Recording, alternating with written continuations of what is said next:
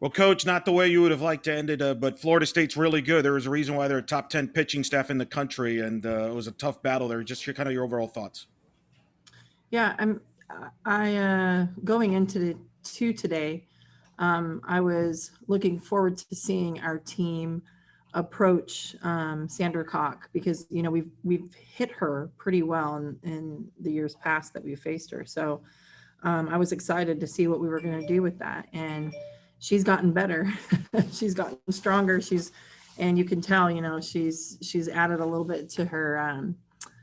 Just her pitches in general. And so I think too the emotions of where we were today and understanding like, whoa, we're here, and we start like kind of realize that caught up to us. So I love that we had this experience and we got to play at, we've gotten further than we have in a long time. And it's just going to be something that the rest of those youngsters are going to be able to look forward to and work on and be hungry for.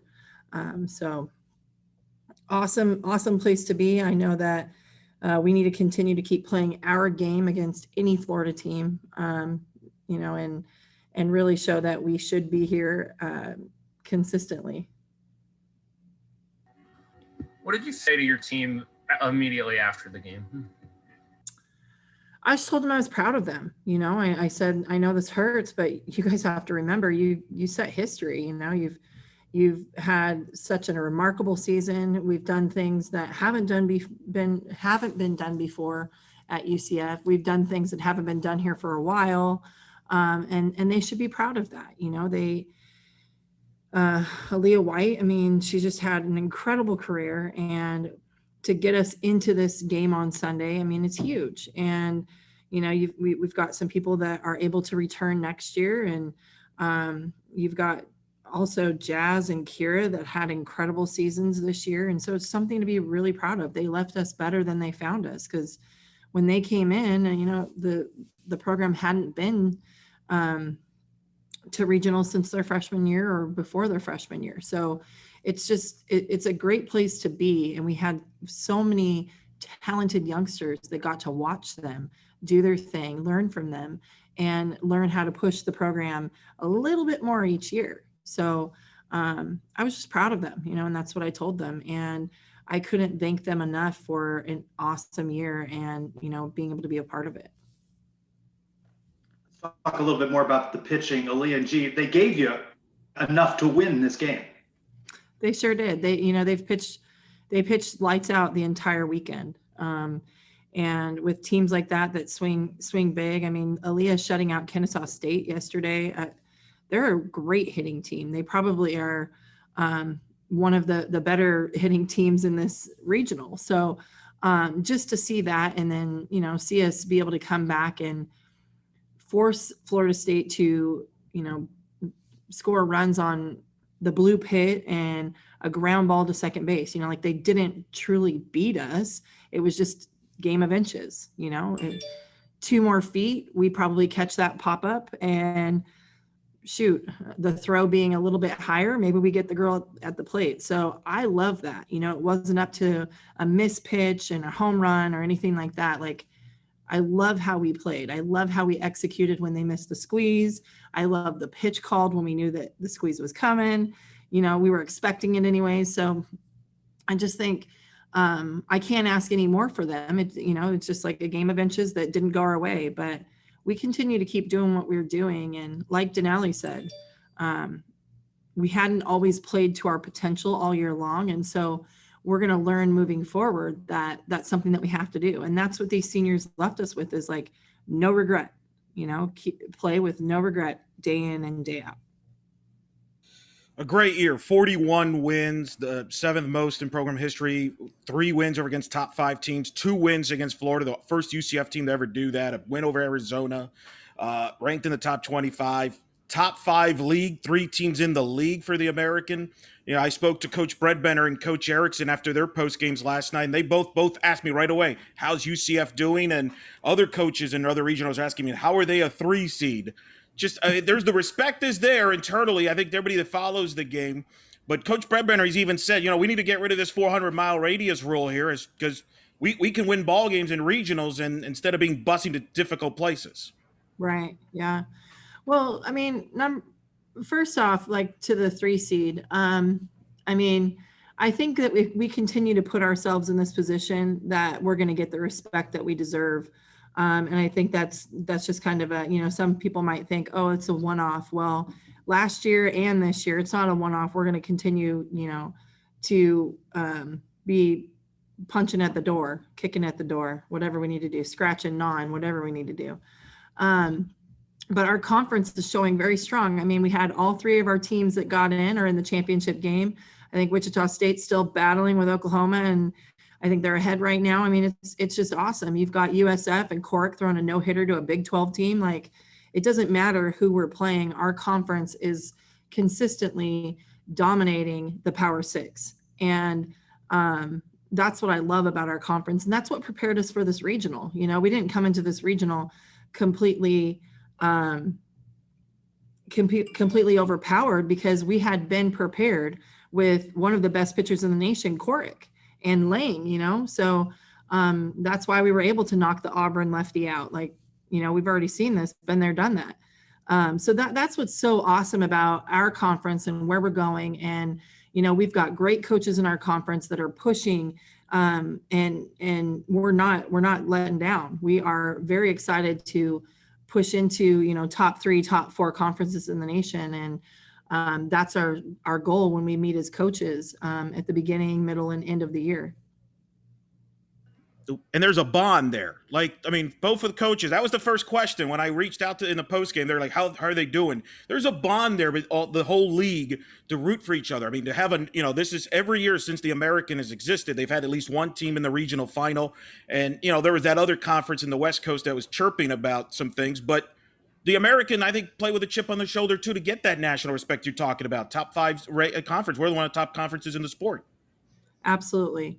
And you talk about that bond, like, what's so awesome is they're fun, competitive games while we're on the field against each other. And we have major respect. Like the 3 coaches, myself and the other 2 coaches that played this weekend, we have incredible respect for each other, but we love to kick each other's, tails on the field. And I think that's what makes me respect them even more is, it doesn't matter if you're friends or not. Like once the game starts in between the lines, I'll brush you off the plate. And that's kind of the mentality that the American has. Like, I don't care who we're facing. The opponent doesn't have a face or a name. It's the game of softball. And so, they talk about UCF and our program being fierce, but I think that does come built up from our conference as well. But again, we're doing the same thing. We're like, how are they doing? How are they doing? Continue to keep checking in. And the coaches have been great. We've been checking in with each other and texting each other and, pumping each other up. And so it's fun to have that support and have those people, in your corner for you, especially when maybe the rest of the world isn't. The last out, Haley Bejarano is up. And I'm like, I want one kid that's going to give me A swings every swing. And holy cow, did she, but I stopped and I made sure, because sometimes I don't stay in the moment. I'm constantly like thinking of so many things. And I was just like, I kind of like teared up, and it wasn't because like, oh, this could be our last out. I look up and I see all these Florida State fans, and they're doing their K cheer, which they've got incredible fans. And I see our 20 fans, UCF fans, just cheering as loud as they can and trying to be louder than all these Florida State fans. And I'm like, I wouldn't want it any other way. All those freaking arrows and whatever pointed towards us. And I'm just like, let's keep fighting.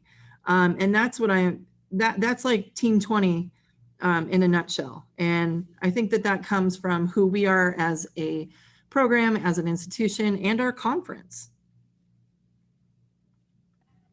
I think I might have asked you this on senior weekend, but what are some of the things you're going to remember most about this team and this season down the line? I think one of the biggest things, because, this started last year. Last year's team really put in the work. And I'm not saying that this team didn't work.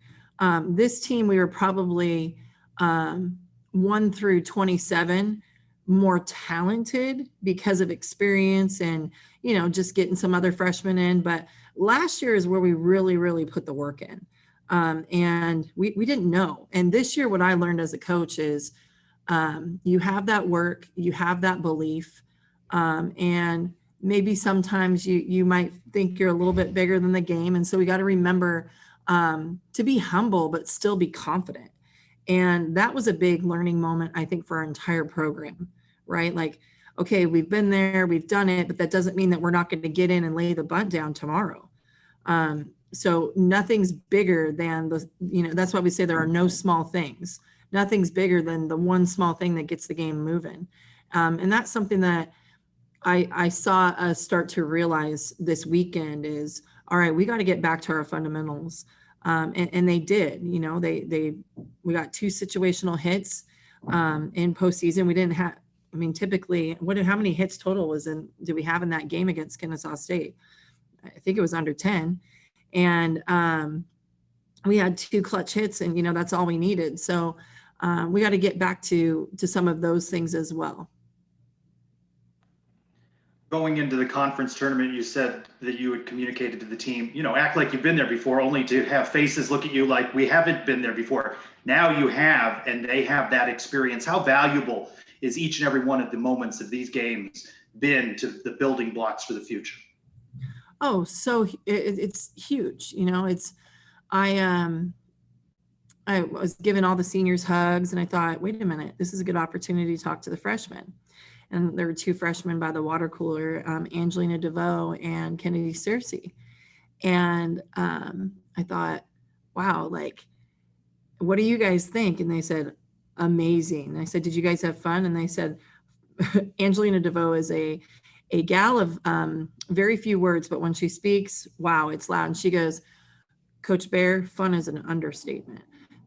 So it was just hilarious. You got this 5'2" little gal just looking up at me saying that. And I said, so what do you guys think? And they said, we're ready to take on the torch. So, that's good stuff. We talk about like, okay, stay in the moment, play year to year. But again, this is like, we're building a program, and the best thing that we can, the best accomplishment that I can have as a coach is when those 3 or even all 11 seniors come back, they're proud to see their program and their alma mater continue to keep grinding and doing what they're doing. And so, that's the imprint that they put on these freshmen. And it was so fun to see just like that hunger in their eyes. And they're already going to play like juniors next year because, that's just the experience they got and the leadership they had. We had a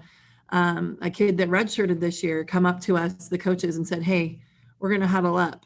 And she said, you guys should be proud of what you've done with this program. And I'll just tell you, keep your chin up because next year's team's going to need you again.